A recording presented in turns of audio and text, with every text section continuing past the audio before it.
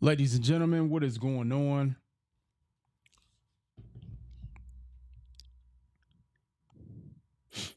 Y'all already know when y'all see the mic, it's go time.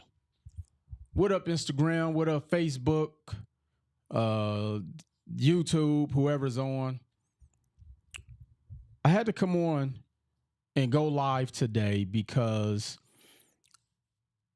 I feel like right now, especially with the government shutdown, we're at an economic warfare. What's up, Zandra? We're at an economic warfare right now, ladies and gentlemen. And I speak to what up, France? What's going on, man? And I speak to so many people who are in a state of confusion, in a state of panic, in a state of deliriousness. And if you do not have instructions on what it is you need to be doing or actually have a plan in place, these next several months is going to be extremely difficult for you. It's going to be extremely difficult for you.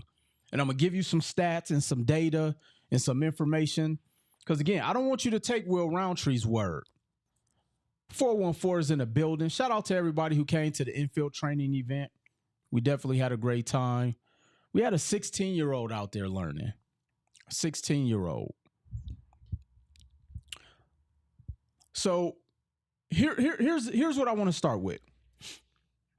So somebody asked me, they said, Will, why is it that despite the interest rates, despite the housing, the rising cost of housing, despite this, despite that, the government shutdown, the this, that, despite all of those things, why are you still screaming real estate and investing and credit and economics and etc.?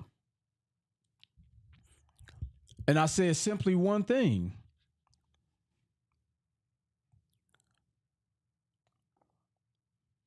The goal is to distract you so that you're not prepared for war. The goal is to distract you. See, what's going on right now is like a game of 3-card Monte.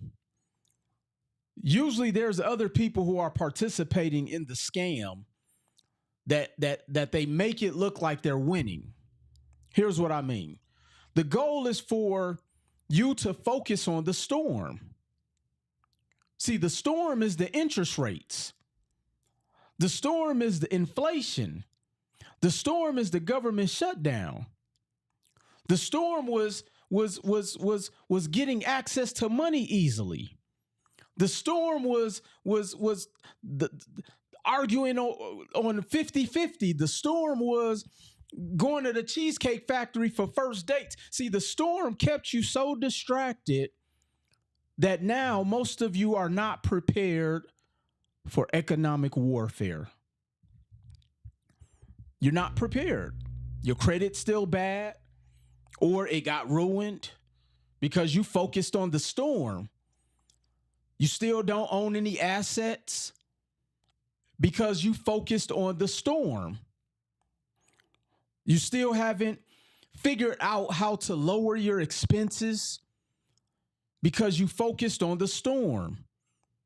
You wanted to go get a 6,000-pound vehicle so bad to write off on your taxes, but you don't own anything else to help you to mitigate that liability of the vehicle because you focused on the storm. And so now that the war is at hand, now that the war is brewing, the economic war that is, this is all metaphoric. Now you're not prepared. Now you're scrambling. Now you're operating out of desperation. Now you're making decisions out of desperation. Now you're calling your friends, family, and relatives, making your problems their sense of urgencies.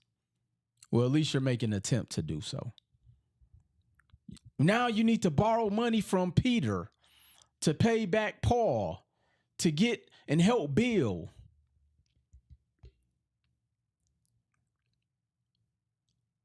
See, while they were distracting you with the storm, you wasn't preparing for the war. See, the storm is the fear. The storm is the noise. The storm is the distractions. But the war, that's the long-term financial positioning. The war is the cash flow. The war is ownership. The war is getting your credit in place. The war is positioning yourself from a capital standpoint. I don't know if y'all been following. They're closing 7 Starbucks out here in Las Vegas. And guess what they're getting ready to do? They're about to restructure their debt, aka bankruptcy. You're not even prepared economically, so if you did have to file bankruptcy, that you have enough liquid to get through the storm. See, I always said, look, if things hit the fan, I'm liquidating everything. I've been training for combat for the past 20 years, so that if there is a storm in Will Roundtree's fear, I'll be okay. It's called restructuring debt or bankruptcy, however you want to put it. See, most people haven't been preparing. Let me break some stats down for you. See, here's what I've been paying attention to, and I've lately I've just been looking at data. I've removed the emotions of the information. I've solely been looking at data. Conda and Summerlin, OG. Shout out to Will Roundtree. They know what time it is. Byron, what up, man? Let me break some data down for you. See, everybody who's paying attention, type the word patterns. Patterns. Patterns. Right now, what's taking place is the pattern of what took place back in the 80s, okay, from a housing and economic standpoint. So from 1970 to 1981, the housing took a dip of about 50%, and there was a shortage of housing. And right now, there's still a shortage of housing by about 4 million homes. Back then, it was about 7 million homes short. Okay. Now, 2 times in our tenure, there was 2 times where the affordability had boxed people out. And now isn't even the worst. The worst was actually in 1981. Write this down. In 1981 was the worst period of time for housing affordability. Now, here's the irony of that. The average cost of a home was $100,000. But the average interest rate was 18% in 1981. So in 1981, if you had great credit, interest rates was 18%, ladies and gentlemen. So it boxed people out. And did you know that the housing market did not recover until about 1996? So we're looking at a 15-year window. And then when you go back and look at the time frame from 1996 all the way up until when the rates finally got down to 3%. But remember, the rates only went to 3% after we came out of the housing market crash. But then but because there was such a supply of inventory, because they had still been building, the housing costs went down. Now, here's what I think, my opinion. Now, because there's a bigger demand, there's more people, there's a housing shortage, there's not a supply chain. If rates change, pricing goes up. But here's the other reason why pricing is going to continue to go up. Because now you have the commercial investors like the Blackstone, the Berkshire Hathaway, Tricon, and all of these corporations who are coming in buying up all of the residential real estate assets. Did you know Blackstone has $1.2 trillion in assets?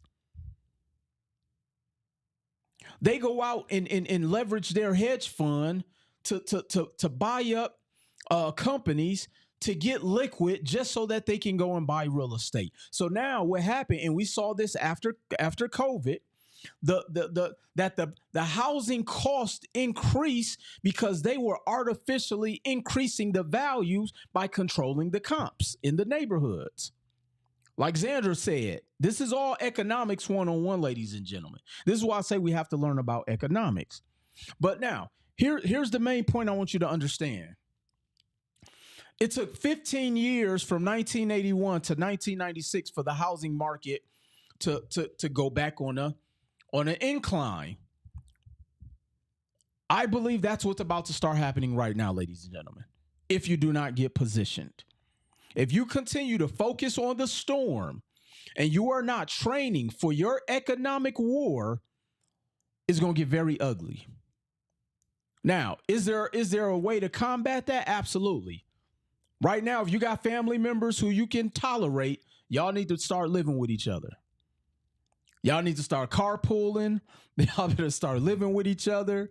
Y'all better start pooling groceries and resources and all of that stuff together.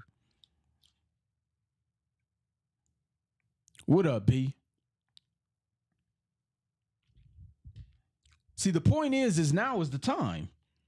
Blackstone itself owns almost over 300,000 residential properties. Warren Buffett injected off almost $1 billion in buying resident. They're not even buying commercial, ladies and gentlemen. Everybody type in the chat, success leaves clues. Somebody type in the chat, success leaves clues.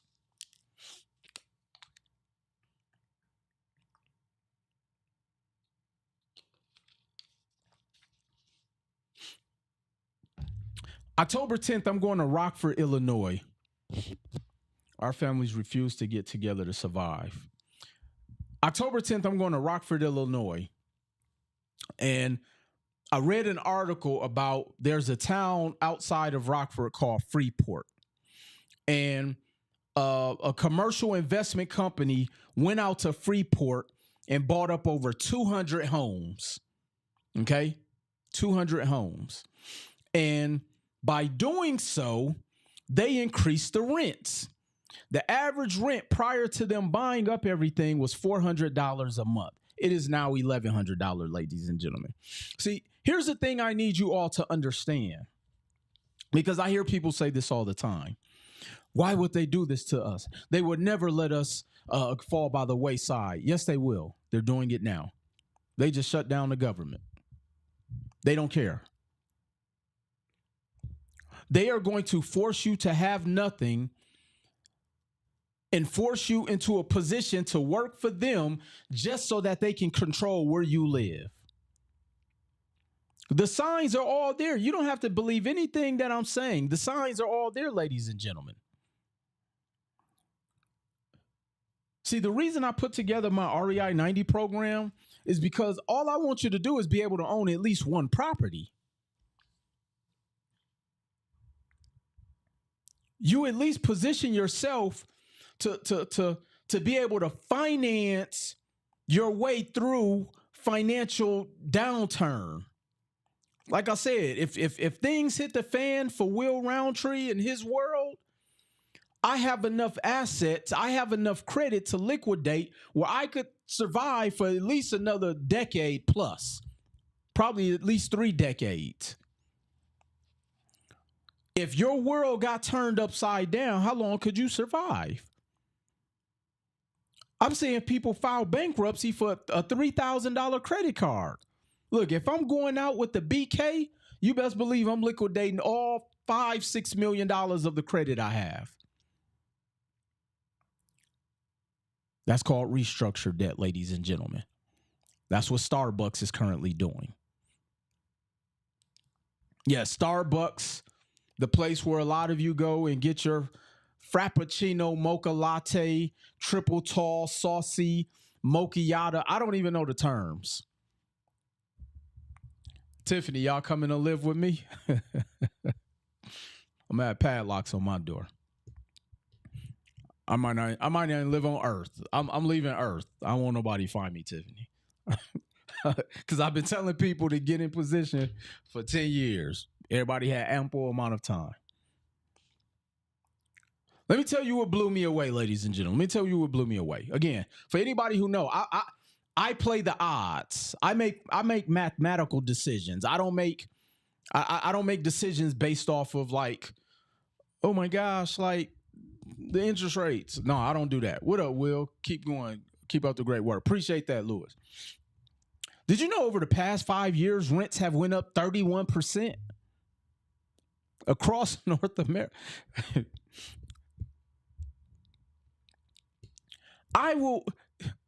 It blows me away, ladies and gentlemen, how people will buy a car before they invest in real estate. And I'm not saying you got to go buy houses. That's not even what I'm saying. But people will argue you over something that depreciates versus something that appreciates. People focused more on trying to buy a vehicle to mitigate their tax liability versus doing the one thing that actually mitigates your tax liability. And that's owning real estate. Let me find my little prop.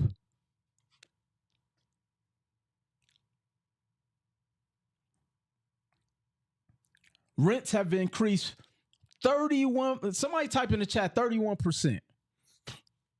Imagine if your job gave you a 31% raise. You would never want to be an entrepreneur. Imagine if you got a 31% raise and you only got to work 40 hours.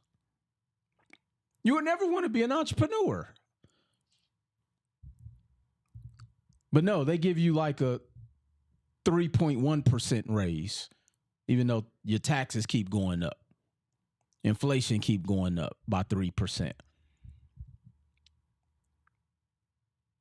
So if you know that the math isn't mathing, why is it that most of your financial decisions go against math? Somebody help me understand that, please. Now, my algebra teacher said I wasn't gonna make it in life because I flunked algebra. But the one thing I do know is that mathematically, some of y'all got like 32 days left of financial bliss before things get rough. Because you're operating at a deficit. So somebody said, well, Will, what is it that I should be doing? My credit is, I'm working on my credit. I'm trying to get in position and I got these negative people around me and it's hard. How do I turn down the noise? What's the first thing I should do? Write this down, ladies and gentlemen. The number one thing that you should do. Katina said that wasn't nice. Katina, sometimes we got to hear it in a non-pleasant way. Here's the first thing I would do. You got to figure out how to lower your expenses immediately. You have to lower your expenses. In October, I need everybody's goal is to figure out how to lower their expenses. Okay?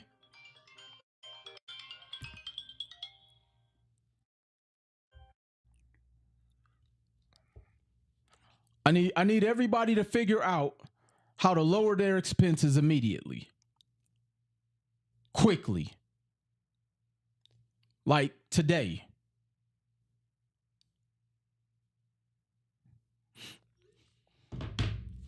You got to lower your expenses. Number 2, Do you have an economic plan in place? Do you have an economic plan in place? For most people, it's no. For most people, it's no. See, let me tell you. If I was starting from scratch right now, let me tell you all what I would do. If I had to start from scratch, I had nothing, and I'm gonna pretend it's 2013. I invested in a tax franchise, and I just lost everything. I had been sued. If I had to start all over again, let me tell you exactly what I would do. The very first thing is I would start getting in preparation economically. I'm gonna lower my expenses, and I'm immediately going to figure out how to get more income into my household. Thank you for the badges, Samara Schuyler. I appreciate that. Thank you, thank you, thank you. Maybe I can convert those badge sales into adding to my economic plan. Yes, but thank you for the badges.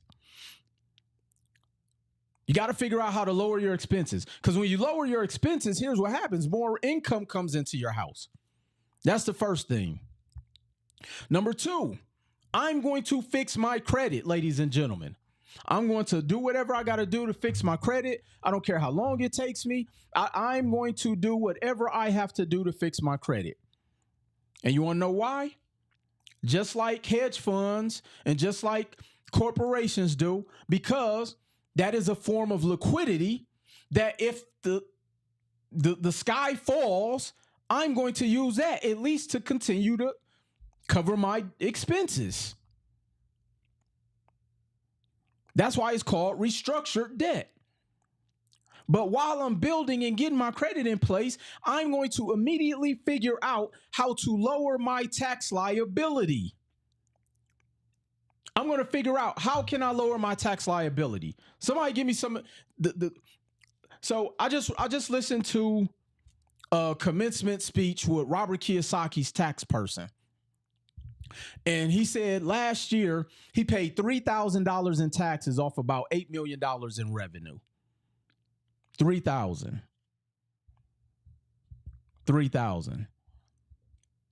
If you make 100,000, you're going to pay about 15,000 in taxes. But the only way you can do that is you have to own this. You have to own this. Not going to go get a G-Wagon. Not going to go get an Escalade or a Hummer or a Range Rover, because I know a lot of y'all went out there and bought cars to do Section 179 and been hiding it from the repo man since the summer of 24. That doesn't help lower your tax liability, ladies and gentlemen. Owning assets do. So I'm going to lower my expenses. I'm going to get my credit in position. I'm going to figure out how to lower my tax liability, because it don't matter if you make $1 million. It don't matter if you make six figures, because that seems to be like the cadence that everybody likes to talk about financially. Because if you don't have anything to offset your taxes, you are always going to be in the 25 to 35% tax tile. You're going to always pay. So you're going to have 50% of your income gone out the window, because after you pay Uncle Sam, then hopefully you're putting some money in a 401k. A percentage of people getting wages garnished because Sally Mae or whatever it is that you owe. So if you don't figure out how to shrink your expenses, shrink your consumer debt, lower your tax liability, it's going to be a very freezing summer. A freezing winter. There's no way around this, ladies and gentlemen. Again, you don't have to listen to anything that I say. Just do the math. Why is Blackstone coming into your neighborhood? Go to Atlanta. Blackstone own all of the multifamilies. Go to Texas. Go to Alabama. They're buying up the student housing communities. They're buying up the multifamilies. They're buying up single families. They said by 2035, they will own over 60% of residential real estate. And like I mentioned, 1981, interest rates were 18%. The average housing cost was $100,000. People got boxed out and could not. The housing market didn't rebound for at least 15 years to 1996.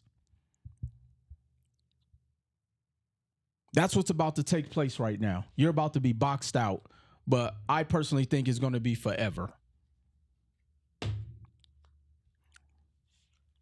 Because you're going to continue to focus on the storm and not prepare for war. So here's my question to you. What are you doing to prepare for war?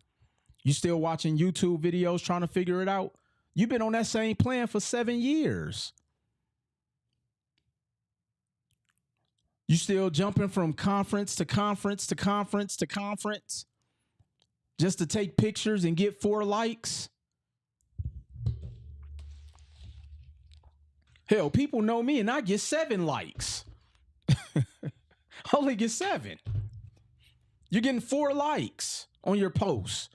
No, go get some practical knowledge. Go and actually learn in the field. Good friend of mine, Cayman Kelly on XM Radio. Shout out to my brother Cayman. He might hop on.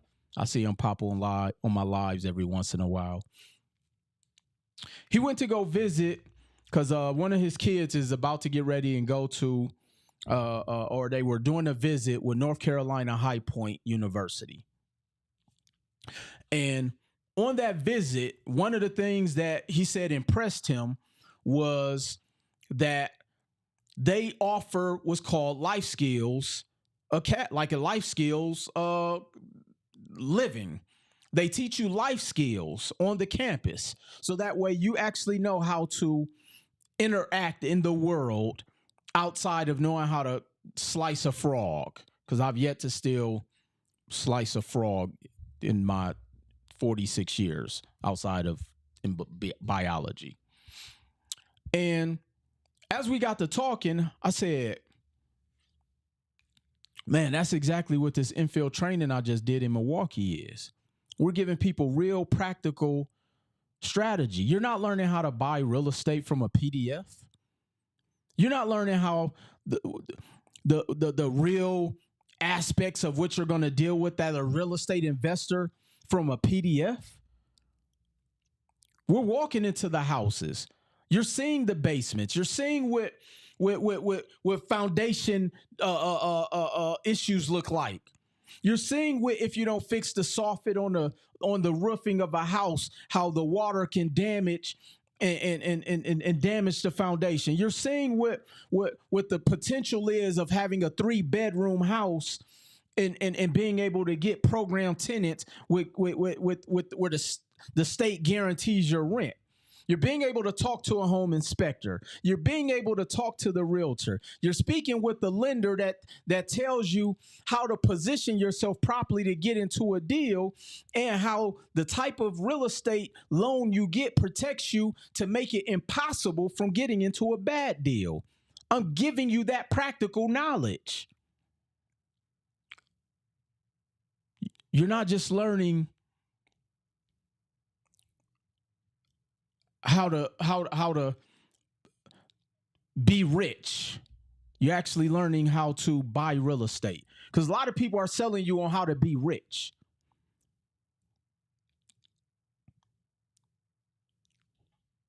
And a lot of them do that by just maxing out their credit cards.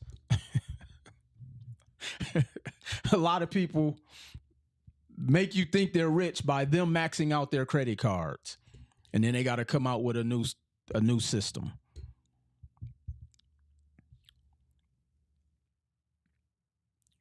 So here's what I'm going to leave you with, ladies and gentlemen. Here's what I'm going to leave you with. Nick, what's up? Hey Nick, I got to get to LA, man. I got to get on the pod, bro. Because right now we're at an economic warfare financially. People are at financial warfare, but they're focused on the storm. They're focused on the noise. They're all it is propaganda to scare you so that you aren't ready for the war. You aren't ready for cash flow. You aren't ready. Like, you're so distracted and scared and hearing all of these pundits telling you on what you shouldn't do. But meanwhile, they're backdooring you, doing everything that they're telling you not to do. But I get it. You're scared. You're fearful. Ain't no fear when you go into war. That's why you prepare. Somebody said, well, Will, aren't you scared a tenant not going to pay the rent? Why would I be scared of that? That's why I have insurance. I remember when I was renting all my cars out and somebody said, Will, you're not scared for somebody to drive your Maybach? You're not scared for them to drive the wagon or the this or the that? I said, no, that's what insurance for. I've learned how to hedge every dollar I've ever invested. Well, Will, if you buy real estate, you're not scared you're going to lose your money? No. Why? Because somebody has to still live here. Somebody will buy it. Somebody has to pay me rent. Somebody.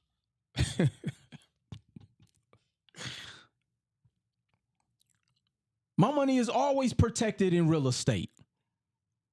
Well, what if the house catch on fire? I have insurance. See, we have to start to shift our focus, because here's the thing that I often tell people. I was on a podcast. Shout out to DeAndre. Y'all make sure y'all go watch the podcast we just dropped about breaking the wealth code. And we got pretty in depth in this podcast episode, and it's on YouTube. And he asked me a question. He said, Will, how did you get to the point where you're not in a position where you're not trying to convince people to do business with you? And I said, it's simple. If I have to convince somebody to do something that they know that they have to do, they've already lost, not me. Meaning,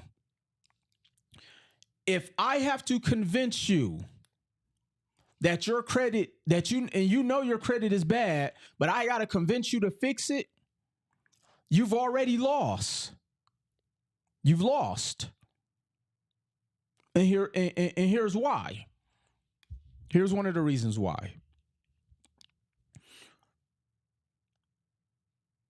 If the price of something that you know you have to do scares you, it's because you don't believe in you. Because when it's something you believe in, you pay whatever cost to enjoy that fulfillment of that thing. When they bring out that mint mocha, strawberry gummy bear, white pear hookah, you will pay a premium for that at your favorite brunch location, because you have faith that it's going to taste good.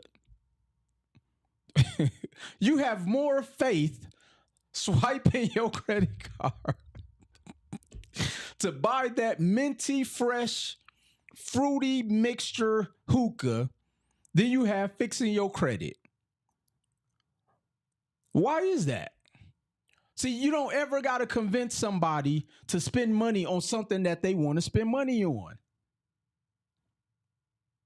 So when a person comes and they're hemming and hawing, especially when we got the receipts, that's a them problem, not a Will Roundtree problem.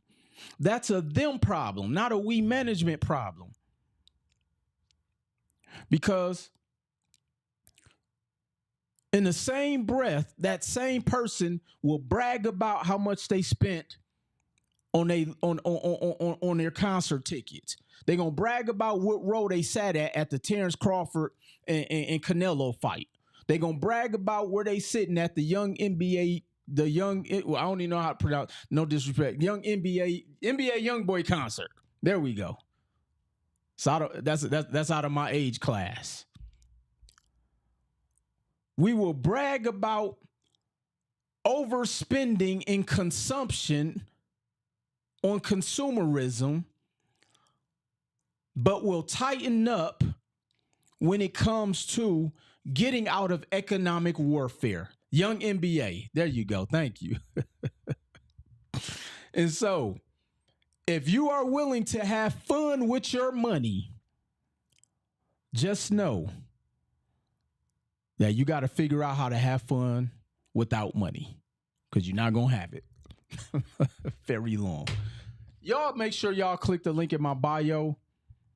My REI 90 program, it is the #1 real estate investment program in North America that's teaching buying and holding. We give you practical knowledge. This is why we got 24-year-olds. This is why we got convicted felons who have a real blueprint, who now have a real chance at life.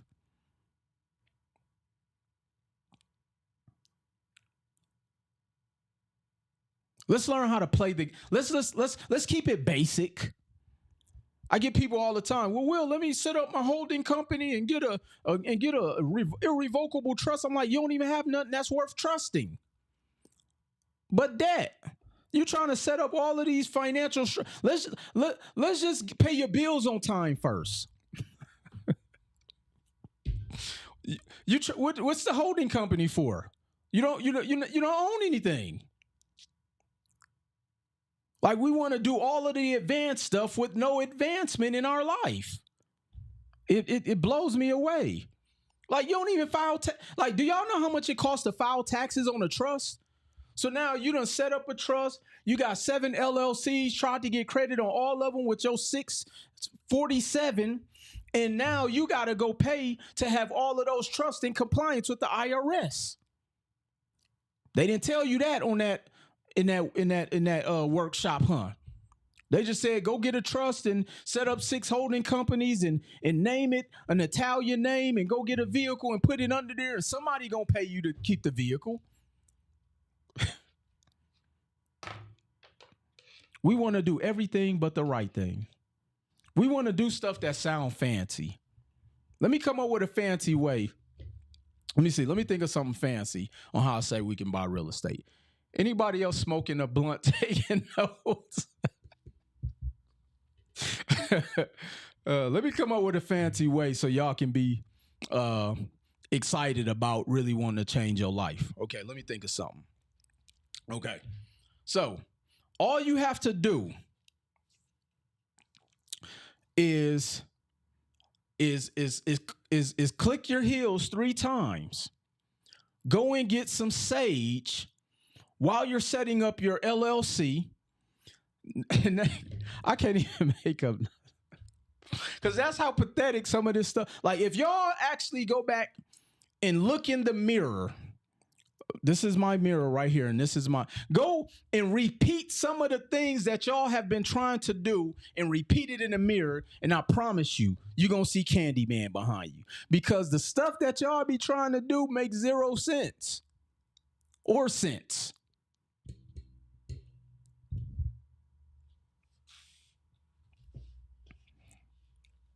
Candyman will appear with some of the stuff y'all be trying to do.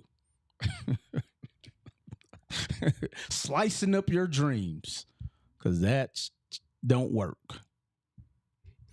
Will, your humor and knowledge can brighten and enlighten anyone's day. I appreciate that, man. Thank you. Thank you. They was born in 1988. They don't know Candyman. That's not true. That's not true. Because Jordan Peele made a new version of Candyman. Well, he didn't make it. He didn't write it. He just produced it. So with that being said, ladies and gentlemen, click the link in my bio. Go join my online community. It's free for the first 7 days. Challenge yourself. Again, challenge yourself. Do something productive with your finances. Okay? Don't say it 3 times. Do something productive with your finances, y'all. Because I'm telling you, only thing that's going to happen is eventually somebody like me or somebody within my community going to come by y'all houses. And then when they raise the rent up on you, you're going to be mad. I'm 88 and I know Candyman, damn it.